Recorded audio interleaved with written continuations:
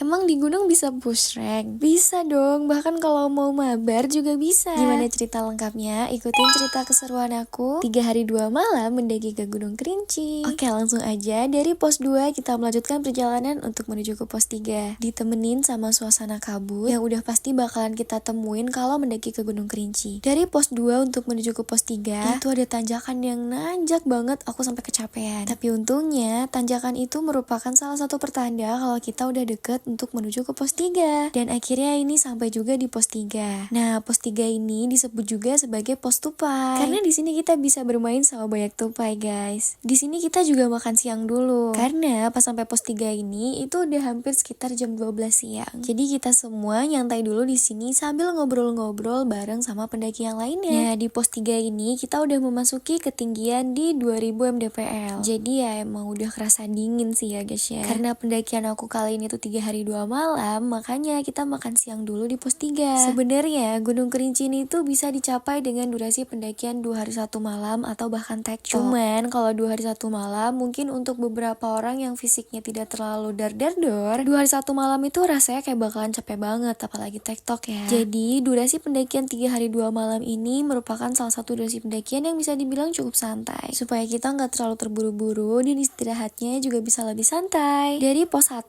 pos 2, pos 3 sampai di shelter 1, sinyal internet di Gunung Kerinci itu lumayan cukup lancar. Makanya ini si Rehan kan dia sampai bisa main Mobile Legend dulu kan. Jadi buat kalian nih yang pasangannya ketika di gunung kayak pura-pura gak ada sinyal, itu bohong banget.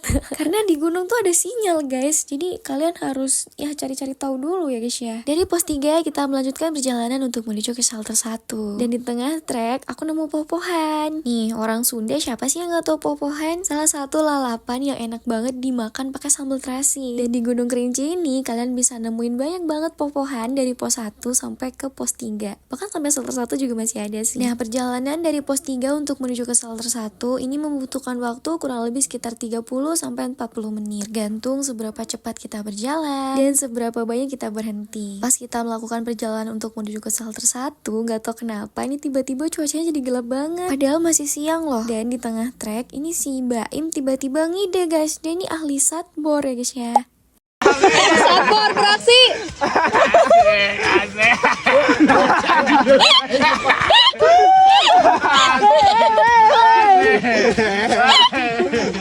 Di samping si Baim yang lagi satbor, ada si Rehan kan yang dari tadi nggak berhenti-berhenti, guys. Masih aja kan ya dengan Mobile Legends-nya. Nah, di perjalanan menuju ke shelter 1, disinilah kita akan ketemu sama yang namanya kayu bolong. Kita berhenti dulu di sini buat foto-foto. Dan kayu bolong itu adalah